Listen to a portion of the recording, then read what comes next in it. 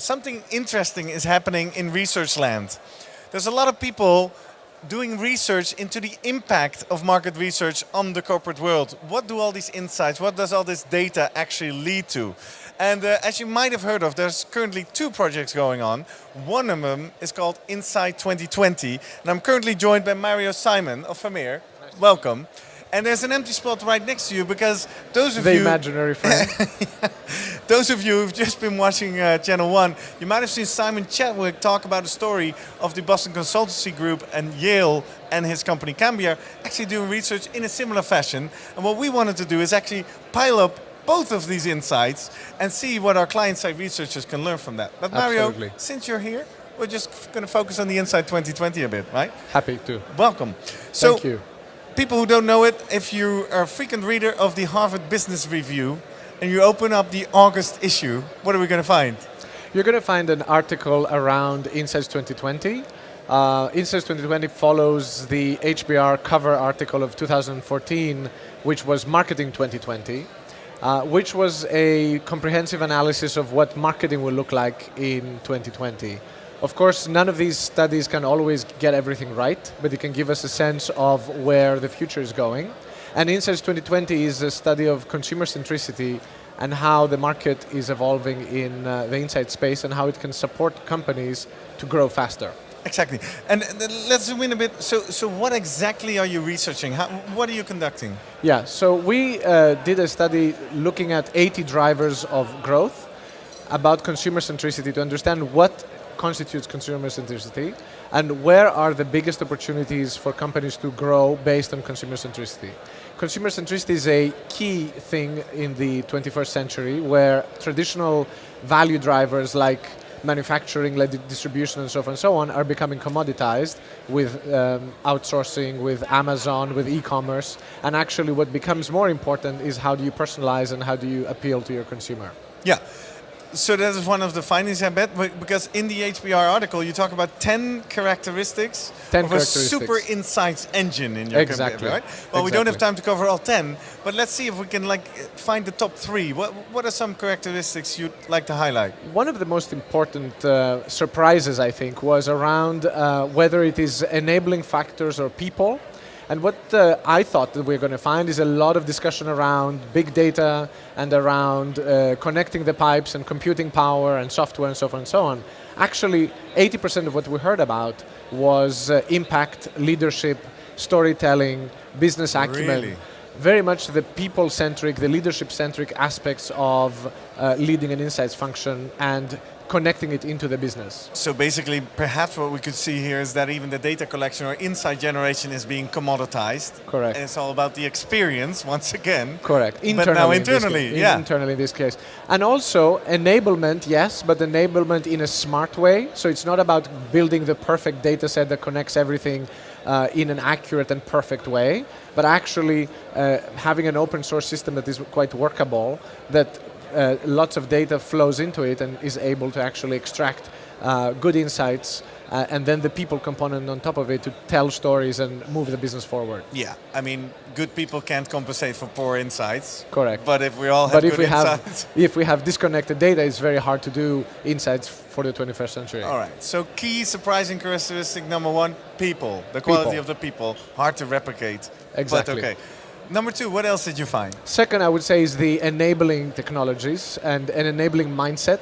So the open source data system actually is very, very important. Being able to construct and build a data vision over time that is not either contracted by specific too many difficulties, but it's actually quite open, as I said, and allows. But when you say open, do you open internally or even open to the outside world as well? Internally, because right? a lot of this is actually a source of competitive advantage. So being open externally needs to be quite carefully done. That's why I'm asking. But when I say open source, I mean open source in building it as well as open source in consuming it. Okay. Number 2, open up your data to everyone, Yes. basically, internally. Exactly. What else is in the key characteristic? And then a third one, which I think is the bigger point that the BCG study says about, and we totally agree with it, is top management support. So if top management is not really invested behind this consumer-centric, digitized, digital revolution in companies, it just takes much longer to happen. And so I guess this is a message to all the CEO and C-suite people reading or watching this. Exactly. That if you don't get behind this, you can spend all the money and effort you want on insights or on your CMI team. I think it's a hand-to-hand. Where I disagree with the BCG study is that it has to be only pulled up by the CEO and the C-suite. The reality is that also CMI has an opportunity to really show up with new skills, with new kinds of leadership, with experimentation, with agility in terms of doing business, engaging the business, and actually that gives more confidence to the C-suite to actually. So I do think of it as a synergistic view much more than I see it as a one-way pull from senior management. All right. So this is the top 3. Yes. By the way, over your shoulder, I see that Simon is actually running in late, so he might join us in a little bit. We might learn a bit more about his study. The Insight 2020 project is backed by SMR, we Yes. should say. How can people, how is this moving forward over the course of the next years and months? So we see this as a movement much more than a study. The study tells us key things that we need to be building as a community. But actually where the value will come is from people providing best-in-class examples in forums and meetings like SMR, where people share these findings and pull each other and help each other to actually a much better and consumer-centric future for our companies. And what does the roadmap of the project look like? I mean, HBR is a big achievement, but Big how's, achievement. how's this going further? So one of the things is that many of our clients and aspiring clients to have that sort of seat at the table are coming to us and asking us for advice on how to do it. And so we work with them on a tailored basis, and we create forums all around the US and globally to actually share these findings with other clients, with other clients that we have in different lines of business within Kantar and within Vermeer to expose them to the opportunity.